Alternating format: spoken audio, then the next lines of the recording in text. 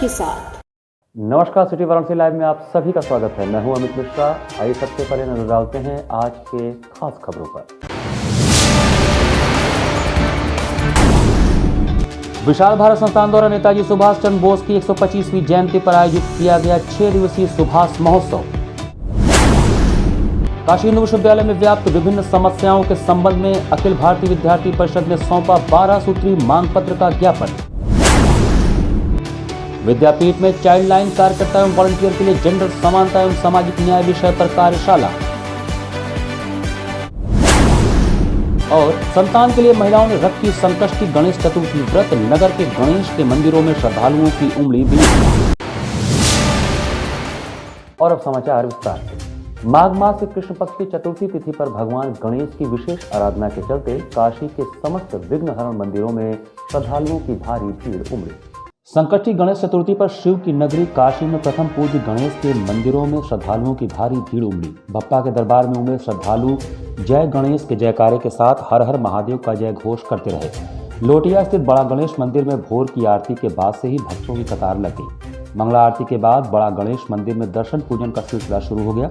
दर्शन पूजन के साथ ही महिलाओं ने व्रत का संकल्प लिया और बच्चों के दीर्घायु होने की कामना की। लोटिया स्थित बड़ा गणेश मंदिर से कबीर चौरा और मैदागिन तक श्रद्धालुओं की लंबी कतार लगी रही। बिना मास्क लगाए श्रद्धालुओं को मंदिर में प्रवेश की अनुमति नहीं थी। पुलिस प्रशासन भी मुस्तैद। कबीर चौरा से मैदागिन जाने वाले मार्ग पर वाहनों का जाना भी प्रतिबंधित रहा। समय कोरोना का माहौल है, बाबा से यही कामना करते हैं कि जल्द से जल्द इस कोरोना की वजह से सारी दुविधाओं को ख़त्म करें और कोरोना को भी ख़त्म करें ताकि हमारे देशवासी सब सुख शांति से रह सके। सुबह बाबा का पूजन करने के बाद बाबा से कामना किया है हम लोगों ने कि बाबा कोरोना से मुक्ति दिलाएं और बाबा की कृपा होगी तो कोरोना जल्द दूर होगा। सुरक्षा व्यवस्था एक लाइन से दर्शन कराया जा रहा है। एक लाइन से लोग दर्शन आके कर रहे हैं। पुलिस प्रशासन पूरा अपना सहयोग कर रहा है। सोनारपुर स्थित चिंतामणि गणेश मंदिर में श्रद्धालुओं की भारी भीड़ दर्शन पूजन के लिए उमड़ी। श्रद्धालुओं ने भगवान गणेश को दुर्वा की माला, मोदक अर्पित कर परिवार के सभी संकटों को हरने की कामना की। आज के दिन जब महिलाएं निराजल व्रत ग्रह के आज चंद्रोदय 8:40 पे है। चंद्रोदय के समय अर्घ दे के तब भोजन करती हैं, पानी पीती हैं, तब तक व्रत रहती हैं। आज के दिन व्रत रहता है गणेश जी का। उसके लिए पुत्र प्राप्ति के लिए पुत्र, धन प्राप्ति के लिए धन और बच्चों के लिए, पति के लिए, सुहाग के लिए आज के दिन जो है गणेश जी का पूजन किया जाता है। आज गणेश जी का जन्मदिन है। माघ के पास पड़ता है, इसलिए इसमें तिल का बड़ा विशेष है। तिल का लड्डू आज गणेश जी को चढ़ता है। शहर के अन्य प्रमुख गणेश मंदिरों में भी बप्पा के दर्शन पूजन का सिलसिला देर रात तक चलता रहेगा। माताएं भगवान गणेश को काला तिल, गुड़ का लड्डू, ऋतुफल आदि की अर्पित कर सविधि षोडशोपचार, पंचोपचार पूजन और चंद्र अर्घ्य के साथ व्रत का पालन करेंगी। माना जाता है कि इस व्रत में संतति समेत परिवारिक जनों का जीवन मंगलमय और मनोकामनाओं की पूर्ति करने की क्षमता है। सनातन संस्कृति में माघ मास के कृष्ण पक्ष की चतुर्थी तिथि को गणेश जी की विशेष आराधना की जाती है। नमामि गंगे संस्था के लोगों ने संकष्टी गणेश चतुर्थी पर गणेश घाट पर स्वच्छता की अलग जगाई। संकष्टी गणेश चतुर्थी पर नमामि गंगे ने गणेश घाट पर स्वच्छता की अलग जगाई। गणेश घाट के कोने कोने की सफाई की गई। जनमानस की आरोग्यता के लिए विघ्न विनाशक गणेश जी की आराधना की गई। कोरोना के समूल नाश के लिए गंगेय गंगा पुत्र भी कहे जाने वाले भगवान श्री गणेश व मां गंगा की आरती उतारी गई। श्री गणेश स्रोत का पाठ कर सभी के लिए सुख समृद्धि की कामना की गई। नमामि गंगे काशी क्षेत्र के संयोजक राजेश शुक्ला ने कहा कि गंगा को स्वच्छ बनाना है, जिसके लिए हमें मिलकर शुरुआत करनी है। गणेश चतुर्थी के शुभ दिन हम यह संकल्प लें कि गंगा में किसी प्रकार की गंदगी नहीं करेंगे। गंगा निर्मलीकरण के लिए जन भागीदारी सुनिश्चित करेंगे। इस अवसर पर प्रमुख रूप से काशी क्षेत्र के संयोजक राजेश शुक्ला, महानगर संयोजक शिवदत्त द्विवेदी, सोनू, तरुण पंड्या, कृष्णा मोदनवाल, गौतम, शीला रस्तोगी, शकुन देवी, संतोष आदि उपस्थित रहे। हमेशा हमको सबसे जोड़ने का प्रयास करते हैं। सब सामाजिक समरसता का जो आवाहन है वो हमारे सभी त्योहारों में होता है और हमारे प्रत्येक त्योहार पर्यावरण संरक्षण से जुड़ने को कहते हैं।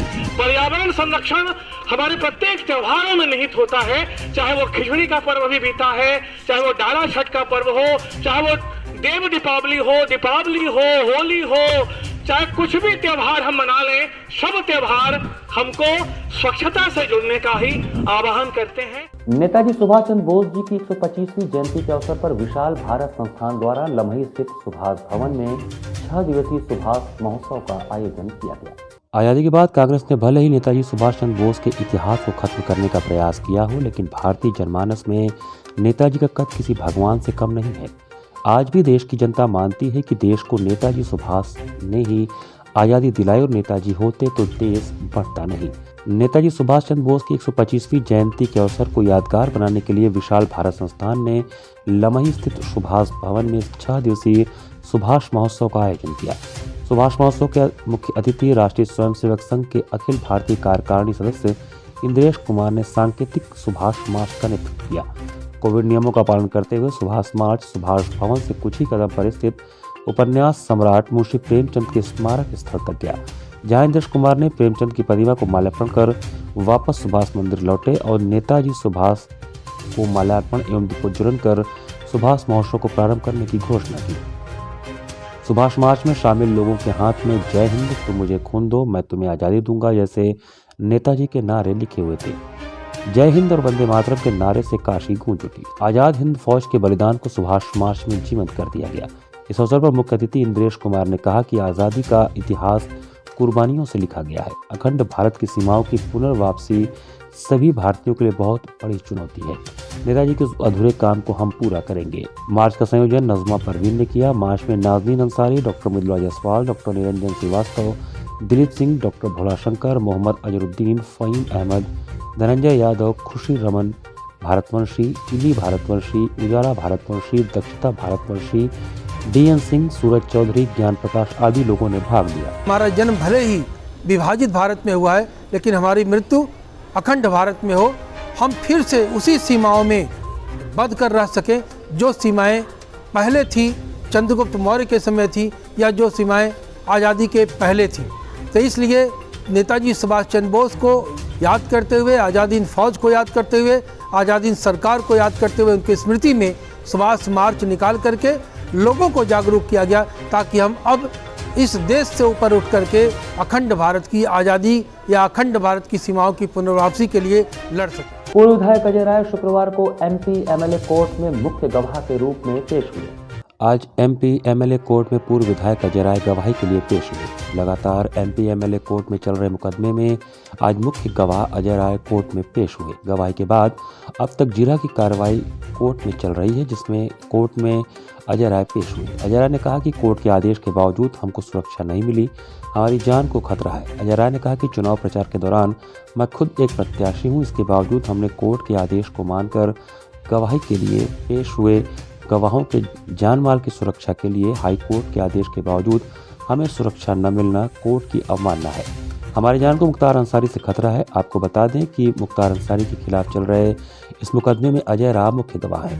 यह सुनवाई पहले इलाहाबाद हाई कोर्ट में चल रही थी, मगर अब वाराणसी में ही कोर्ट में चल रही है। एमपी एमएलए कोर्ट के जज साहब के यहाँ पर हमारी लगातार ये मुकदमा चल रहा है मुख्तार अंसारी के खिलाफ। उसमें प्रमुख गवाह हूँ और उसमें गवाही हो चुकी है। जिरह की कार्रवाई चल रही है। जो पहले इलाहाबाद चलता था प्रयागराज में, वो बनारस एमपी एमएलए कोर्ट आ गया है। कोर्ट के आदेश के बावजूद भी सुरक्षा जो दी जाती रही है, वो सुरक्षा मालूम नहीं आज बिना कोई सुरक्षा आज नहीं मिली। और आज हम लोग कोर्ट में पेश हुए हैं माननीय जज साहब के समक्ष, और अपनी चीज़ों को जो वहाँ पर आकर हम लोगों ने जो भी कानूनी कार्रवाई हो हम लोगों ने लगातार आपने आरोप लगाया कि मुख्तार अंसारी से आपको खतरा है, उसके बाद कोर्ट ने भी आदेश दिया कि सुरक्षा व्यवस्था है, तो किसके इशारे पर लग रहा है कि ये सुरक्षा नहीं? अब क्या बोला जाए, ये लगातार माननीय न्यायालय के निर्देश के स्पेशल कोर्ट के आदेश के बावजूद अगर सुरक्षा नहीं दी गई, मैं समझता हूँ कि ये निश्चित तौर से बहुत एक असंवेदनशील ये मामला सामने आ रहा है कि जब माननीय उच्चतम न्यायालय के आदेश के ये है कि इसमें जो भी गवाह हों इस तरीके के, उनको पूरी सुरक्षा दिया जाए, उनको सुरक्षा कवर दिया जाए। और निश्चित तौर से ये चुनाव का समय चल रहा, मैं कैंडिडेट भी हूँ पिंडरा से, उसके बावजूद भी मैं न्यायालय के आदेश जो है उसका पालन करते हुए मैं आ रहा हूँ। और निश्चित अपनी जान को जोखिम में डाल के हम लोग लगातार ये लड़ाई लड़ रहे हैं, उसके बावजूद भी ये व्यवस्था मुझे नहीं दी गई। मैं निश्चित तौर से ये कहना चाहूँगा कि ये जो व्यवस्था की जा रही है ठीक नहीं, उचित नहीं है, ये जान के साथ खिलवाड़ किया।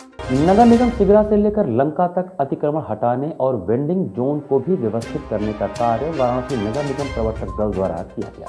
वाराणसी नगर निगम प्रवर्तक दल द्वारा नगर निगम सिगरा से लेकर लंका तक अतिक्रमण को हटाने का कार्य किया गया तथा रविंद्रपुरी में बने वेंडिंग जोन को भी व्यवस्थित कराया गया। नगर निगम प्रवर्तक दल के अधिकारी संजय श्रीवास्तव ने इस दौरान बताया कि हम लोगों द्वारा प्रतिदिन बनारस शहर से अतिक्रमण को हटाया जा रहा है, जिससे लोगों को असुविधा न हो। एक प्रश्न के जवाब में उन्होंने बताया कि पूरा अतिक्रमण लगा देते हैं, उन लोगों को चेतावनी दी जा रही है और फिर नहीं मानने पर उनको नोटिस भी जारी कर चालान किया जा रहा है। भी हम लोग इनको व्यवस्थित भी कर रहे हैं, जितने वेंडर्स हैं इनको वेंडिंग जोन में व्यवस्थित कर रहे हैं और भी वेंडरों की तादाद थोड़ी ज़्यादा है तो हमारा वेंडिंग जोन भी और बनाने की प्रक्रिया चल रही है।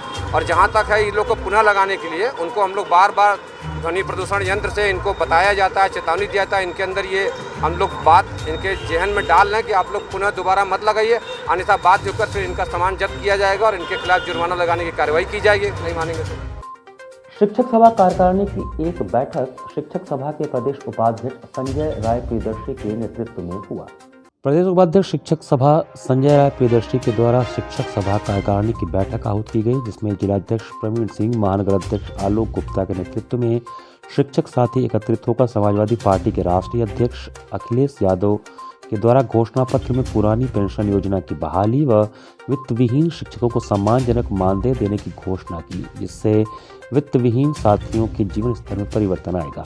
इसके लिए संजय राय प्रियदर्शी ने कहा कि माननीय अखिलेश यादव जी को हृदय से आभार व्यक्त करते हैं एवं शिक्षक साथियों का आह्वान करते हैं कि समाजवादी सरकार बनाकर अपने भविष्य का निर्धारण करें, जिसमें मुख्य रूप से विकास कुमार बिंद, प्रकाश साहनी, रमाशंकर तिवारी, कृपाशंकर सिंह, लक्ष्मण जी दुबे, रवि राजभर, संजय गुप्ता, मोती चंद सिंह, गुरु प्रसाद गुप्ता, विशाल सिंह इत्यादि प्रमुख रूप से उपस्थित थे। राष्ट्रीय अध्यक्ष जी के द्वारा कल घोषणा पत्र में वित्त विहीन शिक्षक साथियों के लिए मानदेय की बात की गई कि घोषणा पत्र में शामिल किया गया उसको, और दूसरी तरफ पेंशन बहाली के लिए पुरानी पेंशन बहाली स्कीम को लागू करने के लिए उन्होंने घोषणा पत्र में शामिल किया, जिसको लेकर शिक्षक समाज आह्लादित है, प्रसन्न है और इस प्रसन्नता को आपस में बांटने के लिए एकत्रित हुए हम।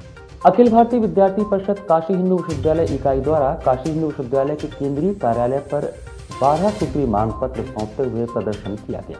शुक्रवार को काशी हिंदू विश्वविद्यालय में व्याप्त विभिन्न समस्याओं के संबंध में अखिल भारतीय विद्यार्थी परिषद काशी हिंदू विश्वविद्यालय इकाई के द्वारा केंद्रीय कार्यालय पर प्रदर्शन किया गया एवं कुलपति को संबोधित 12 सूत्री मांग पत्र सौंपा गया।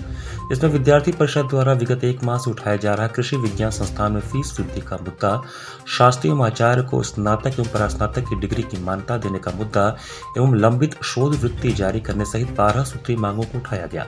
प्रदर्शन के दौरान विभाग संगठन मंत्री राहुल राणा, सौरभ राय, सुबोध कांत मिश्र, सत्यनारायण रघुवंशी, अंकित सिंह सोमवंशी, सर्वेश सिंह, भास्करादित्य त्रिपाठी, अमत्र उपाध्याय, शुभम गुप्ता, शशि उपाध्याय, आशीष, सर्वेश सिंह, दुष्यंत शर्मा, सम्यक जैन, आलोक तिवारी समेत बड़ी संख्या में छात्र उपस्थित रहे। 12 सूत्री मांगों को लेकर विश्वविद्यालय प्रशासन के समक्ष उपस्थित हुए, जिसमें से हमारी मुख्य मांगे हैं कि विश्वविद्यालय में हेल्थ डायरी व्यवस्था को पुनः बहाल किया जाए, पुरानी हेल्थ डायरी व्यवस्था को बहाल किया जाए, मेस वृद्धि का शुल्क जो है वापस लिया जाए, मनमाने तरीके से जो शुल्क वृद्धि की गई है एग्रीकल्चर एवं अन्य कोर्सों में उसको तुरंत फौरन जो है वापस लिया जाए और जो है सुरक्षा व्यवस्था मुहैया कराई जाए। काफ़ी CCTV कैमरे लगाए जाए विश्वविद्यालय में। हमारे जो स्वास्थ्य सुरक्षा कर्मी लगे हुए हैं हमारी सुरक्षाओं में, उन्हें पिछले 5 महीनों से वेतन नहीं मिला है, उन्हें तत्काल प्रभाव से वेतन दिया जाए और जो है रोकी गई जितनी छात्रवृत्तियां हैं, शोध वृत्तियां हैं, तुरंत शीघ्र से शीघ्र उसे जारी किया।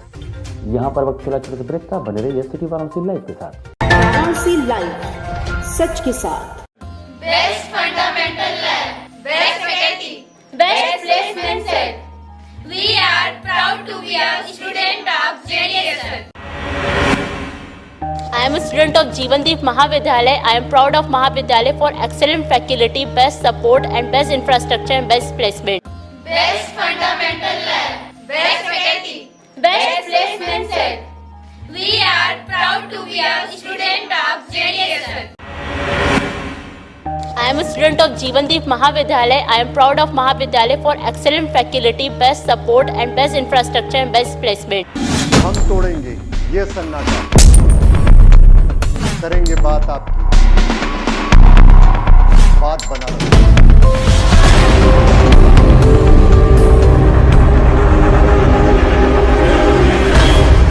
पूछेंगे सवाल, उठाएंगे मुद्दे, करेंगे बहस, होगा मुकाबला आमने सामने, ताकि सच जिंदा रहे। बेबाक बहस। कोरोना वायरस ने देश में एक बार फिर से रफ्तार पकड़ ली है।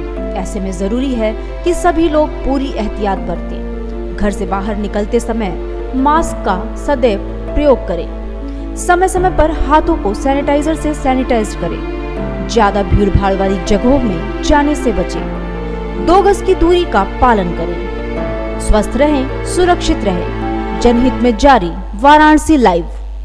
वाराणसी लाइव, सच के साथ। चाइल्ड लाइन कार्यकर्ताओं एवं वॉलंटियरों के लिए जेंडर समानता एवं सामाजिक न्याय विषय पर 1 दिवसीय कार्यशाला का आयोजन गांधी अध्ययन पीठ में किया गया।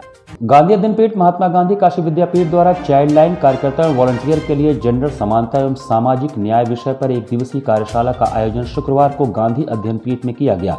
कार्यशाला का उद्घाटन प्रोफेसर संजय, निदेशक गांधी अध्ययन पीठ द्वारा किया गया और उन्होंने अपने उद्बोधन में कहा कि जमीन स्तर पर कार्य करने वाली टीम का समय समय पर क्षमता वर्धन हेतु प्रशिक्षण की आवश्यकता होती है और उसी कड़ी में आज यह कार्यशाला आयोजित की गई है।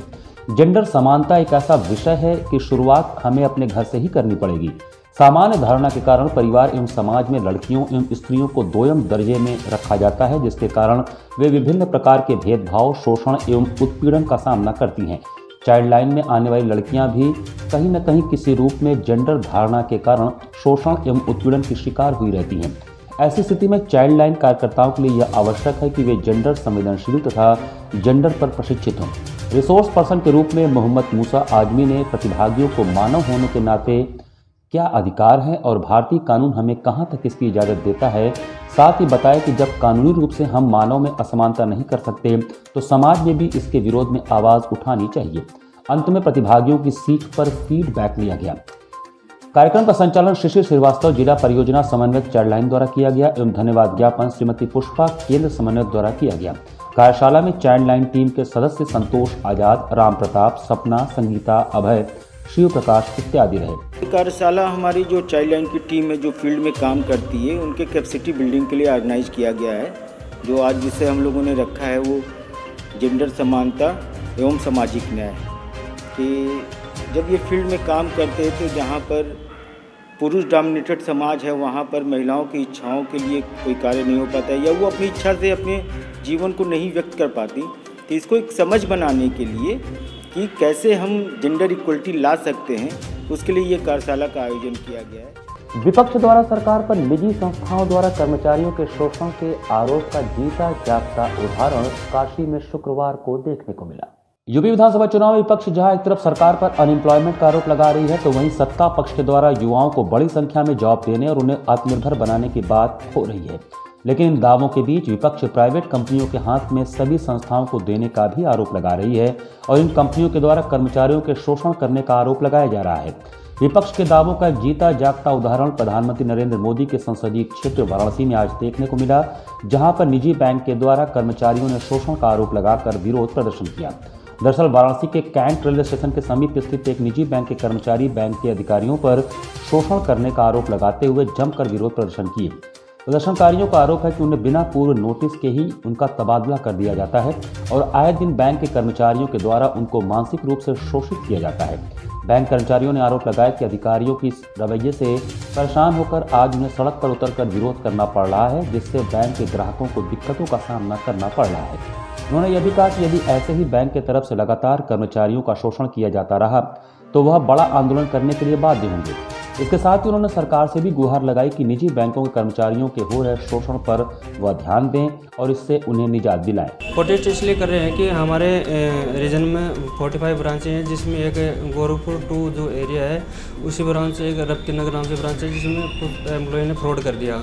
तो फ्रॉड की वजह से मतलब वहाँ पे एरिया हैं और आरएम सर है, उनको उनके प्रति FIR करने के लिए बोले थे, तो उन लोगों ने वहाँ पे FIR नहीं करवाई, तो इसी वजह से कंपनी ने उनको सस्पेंड कर दिया है। अच्छा, तो सारे एम्प्लॉय क्यों अचानक यहाँ उतर गए रोड पर और प्रोटेस्ट कर रहे हैं? वो प्रोटेस्ट इसलिए कर रहे हैं कि आने वाले भविष्य में आज इनके साथ हुआ तो कल आने वाले भविष्य में अपने साथ भी होगा, ऐसा सस्पेंड करने का। आपको क्या लगता है? आपको क्या लगता है? हमको ये लग रहा है कि जो हुआ है वो गलती हुआ है, बट जो जिसने एम्प्लॉय ने जो फ्रॉड किया है उनके साथ मतलब एफआईआर करनी थी, तो एफआईआर करते तो आगे पुलिस मतलब उनके साथ कार्रवाई करती तो उनका कुछ रिजल्ट आता, लेकिन उनके साथ में कोई एफआईआर नहीं की गई तो आगे रिजल्ट कैसे आएगा। पुलिस बल सीआरपीएफ की टुकड़ी के संयुक्त अभियान में चौक थाना क्षेत्र के भीड़ भाड़ वाले क्षेत्रों में पैदल मार्च कर कोरोना गाइडलाइन तथा आदर्श आचार संहिता के बारे में निर्देशित किया गया। शुक्रवार को उच्चाधिकारी गण के आदेशानुसार निकट भविष्य में निर्धारित विधानसभा सामान्य निर्वाचन 2022 के क्रम में चुनाव आयोग द्वारा लागू आदर्श आचार संहिता के परिप्रेक्ष्य में प्रभारी निरीक्षक थाना चौक द्वारा पुलिस बल एवं सीआरपीएफ द्वारा प्राप्त 94 बटालियन की एफ कंपनी के कंपनी कमांडर नवीन चंद्र के नेतृत्व में 6 उप निरीक्षक, 6 सहायक उप निरीक्षक, 10 मुख्य आरक्षी व 27 आरक्षियों की कंपनी के साथ थाना क्षेत्र में स्थित भीड़ भाड़ वाले क्षेत्र, मिश्रित आबादी वाले क्षेत्र, सराफा बाजार वाले क्षेत्रों में फ्लैग मार्च और पैदल गश्त किया गया एवं लोगों को प्रशासन द्वारा जारी कोरोना गाइडलाइन को पालन करने के लिए निर्देशित किया गया तथा व्यापारियों व दुकानदारों को नाइट कर्फ्यू के समय से अवगत कराकर दुकानों को समय से बंद करने के लिए हिदायत दी गई। यदि किसी को चुनाव में किसी प्रकार की समस्या रही है तो थाना चौक के CUG नंबर पर संपर्क करने के लिए भी बताया गया। बिना मास्क के बैठे हुए हैं और उनके यहाँ ग्राहक जो है वो भी बिना मास्क लगाए हुए हैं, तो आप लोगों से नम्र निवेदन है कि कोरोना के बढ़ते हुए प्रभाव को देखते हुए मास्क लगाएं। यदि कोई व्यक्ति बिना मास्क के मिलेगा और या उसके दुकान में कोई व्यक्ति बिना मास्क के सामान लेते हुए मिलेगा तो महामारी का अभियोग पंजीकृत किया जाएगा। मैदागन स्थित मालवीय मार्केट के पास स्वतंत्रता सेनानी शहीद हेमू कालाणी जी का 79वां शहादत दिवस मनाया गया। स्वतंत्रता सेनानी शहीद हेमू कालाणी के 79वें शहादत दिवस पर वाराणसी मैदागन स्थित मालवीय मार्केट के पास शहीद हेमू कालाणी के शहादत दिवस पर श्रद्धांजलि सभा का आयोजन सिंधु विकास समिति व सिंधी युवा समिति के सदस्यों ने संयुक्त रूप से किया। इसके तहत सर्वप्रथम हेमू कालाणी जी की प्रतिमा पर माल्यार्पण कर व उनकी स्मृतियों को याद किया गया। साथ ही 2 मिनट का मौन धारण भी किया गया। इस अवसर पर संस्था द्वारा महामारी से बचाव हेतु मास्क व सैनिटाइजर के साथ चाय बिस्कुट का वितरण किया गया। इस अवसर पर सिंधु विकास समिति के अध्यक्ष चंदन रूपानी, ओम किमतानी, ओम डोडवानी, जीवन लखवानी, अजय धंजानी, विजय राजवानी, शिव होतवानी, दिनेश चंदानी, पवन शादिजा, भानु वाधवानी, संजय मृगनानी, सुनील बाद्य के अलावा क्षेत्रीय पार्षद विपुल गुजराती, पूर्व पार्षद लीलाराम सचदेवा भी उपस्थित रहे। 79वां शहादत दिवस है, तो इस उपलक्ष्य में आज हम लोग उनको याद किया जा रहा है और उनको नमन किया जा रहा है कि उन्होंने अपनी अल्प आयु में 19 वर्ष की अवस्था में अंग्रेजों के उन्होंने छक्के छुड़ाए थे और अपने जो शहीद क्रांतिकारी जो इनके दोस्त थे, इनके मित्र थे, उनका उन्होंने नाम नहीं बताया था और आज के दिन वो शहीद हो गए थे। फांसी के फंदे पे इनको लटकाया गया। द्वारकाधीश मंदिर के प्रांगण में चल रहे विराट श्री लक्ष्य चंडी महायज्ञ के तहत चारों वेदों का वेद पारायण हुआ। शुक्रवार को बाबा विश्वनाथ की पावन नगरी काशी में संकुलधारा पोखरा स्थित द्वारकाधीश मंदिर के प्रांगण में चल रहे विराट श्री लक्ष्य चंडी महायज्ञ के तहत प्रातःकालीन बेला में चारों वेदों ऋग्वेद, यजुर्वेद, सामवेद और अथर्ववेद का वेद पारायण हुआ। इनके मंत्रों का पाठ शुक्ल यजुर्वेद का संहिता मुख्य आचार्य श्री लक्ष्मीकांत दीक्षित के आचार्यत्व में आचार्य सुनील दीक्षित, अरुण दीक्षित, गजानन सोमण, मनोज वशीमणि, अनुपम दीक्षित, अमित अगस्ती सहित 13 आचार्यों की देखरेख में हुआ। इस दौरान महामंडलेश्वर स्वामी श्री प्रखर जी महाराज ने अपने उद्गार व्यक्त करते हुए कहा कि वेद के विभाग 4 हैं, ऋग्वेद, यजुर्वेद, सामवेद और अथर्ववेद। ऋग स्थिति, यजु रूपांतरण, शाम गतिशील और अथर्व जड़। ऋग को धर्म, यजु को मोक्ष, साम को काम, अथर्व को अर्थ भी कहा जाता है। इन्हीं के आधार पर धर्मशास्त्र, अर्थशास्त्र, कामशास्त्र, मोक्ष शास्त्र की रचना हुई। मेरी देखरेख में सारा यज्ञ संपन्न हो रहा है। आज यज्ञ का चौथा दिन है और भगवती दुर्गा सप्तशती आप लोग सभी जानते हैं। उनके जो 700 मंत्र कहे गए हैं, उसके अतिरिक्त नवारण मंत्र, मूल मंत्र कहा जाता है भगवती का, उसकी भी 216 आहुतियाँ 108 पाठ के पूर्व में और 108 पाठ के बाद में, ऐसे ये 916 मंत्रों द्वारा भगवती को आहुति प्रदान की जा रही है। और नित्य मंडप में चारों वेदों के मंत्र पाठ, शुक्ल यजुर्वेद संहिता पारायण और भगवती का राजोपचार यथा लब्धोपचार द्रव्य से पूजन और मंडप के सभी देवताओं का पूजन।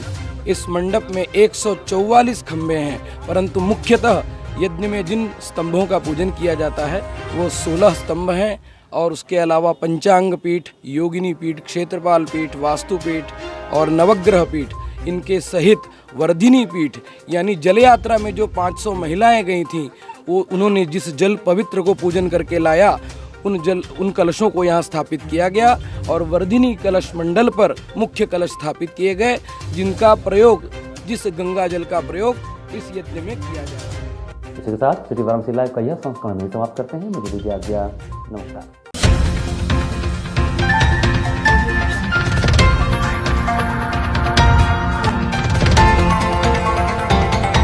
वाराणसी लाइव, सच के साथ।